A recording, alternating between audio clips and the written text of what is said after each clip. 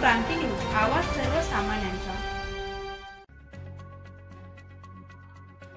गडचिरोली जिल्ह्यामध्ये पावसानं कहर केलाय। रविवारपासून पडणाऱ्या पावसामुळे गडचिरोलीतील पर्लकोटा नदीला पूर आला। या पुरामुळे तालुक्यातील अनेक गावांचा संपर्क तुटलाय।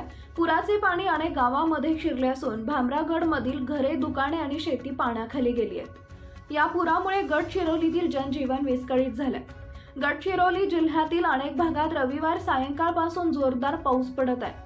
पावसामुळे भामरागड लगतच्या पर्लकोटा नदीला पूर आलाय। पुराचे पाणी शहरात शिरले असून येथील 100हून अधिक घरे, दुकानं पाण्याखाली गेली आहेत। त्यामुळे संसार उपयोगी साहित्य आणि दुकानांमधील सामानाची मोठी नासधूस झाली। या पुरामुळे व्यावसायिकांचं मोठं नुकसान झाले। मुसळधार पावसामुळे पर्लकोटा नदीला आलेल्या पुराचे पाणी सोमवारी सकाळी शहरामध्ये शिरले। त्यामुळे नागरिकांची एकच तारांबळ उडाली। या पुरामुळे भामरागड तालुक्यातील 120 गावांचा संपर्क तुटला।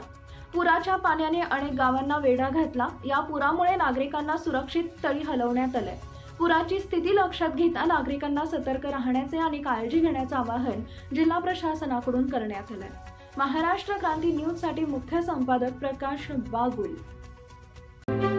अशाच नवनवीन बातम्या पाहण्यासाठी आमच्या महाराष्ट्र क्रांती न्यूज या YouTube चॅनलला लाईक करा, सबस्क्राइब करा आणि बेल आयकॉनला प्रेस करा।